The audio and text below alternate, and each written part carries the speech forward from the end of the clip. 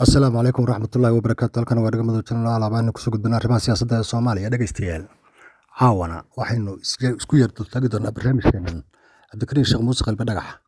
Waa kuma? Waa nin caynkee ah Cabdikariin Sheekh Muuse Qalbi Dhagax.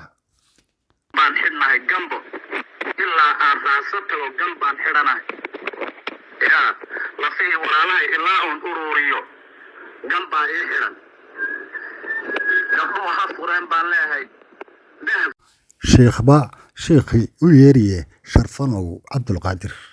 Haddaba Qalbi Dhagax waxay jeclaysteen mucaaradku mar inay ka dhigaan madaxweynaha Soomaaliya shakhsiyadiisana bal si fiican u dheehda. guur baana tahay gabadhaadana lama guursan doono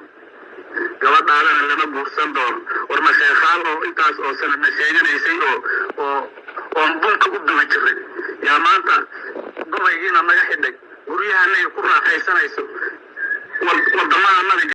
Haddaba weerarka uu ku qaaday sheekhaal keliya kuma ekayn Cabdikariin Sheekh Muuse Qalbi Dhagaxe. Waxa weerar aan kala joogsi lahayn ku hayn jiray beesha reer Sheekh Saxaaq oo gaadiidkoodana uu gubi jiray, raggoodana muddo markuu maxaabiis u haysto uu leyn jiray, ganacsigoodana uu hortaagnaan jiray. Waxaa sidoo kale aad looga xasuustaa gobollada bariga oo ay degaan daaroodku sida Marreexaanka, Majeerteenka iyo Dhulbahantaha oo intuba hagardaamooyin iyo dhibaatooyin waaweyn uu ka geystay. Waxaa sidoo kale hadda naloo sheegayaa in uu midida u lisanayo oo hadda ay shirqoolkiisa ka shaqaynayaan Maxamed Xuseen Roble iyo isagu wasiirka maaliyadda Soomaaliya Mudane Beyle. dambiile waa dambiile laakiin maqsuud baan ku ahay go'aanka maanta soo baxay iyo xukuumadda gaadhay iyo ra'iisul wasaaraha aad iyo aad wasiir Beyle oo kale la sheegay wasiir Beyle asagoo xukuumaddii hore ku jiray oo ku dagaalamay maxaa magaciisa Beyle wasiirka maaliyadda inaan haddana la yaqaan hadduu weli taa qabo waa arrin asaga ku dhaxaysa oo taariikh xumo wey asaga raaci doonta.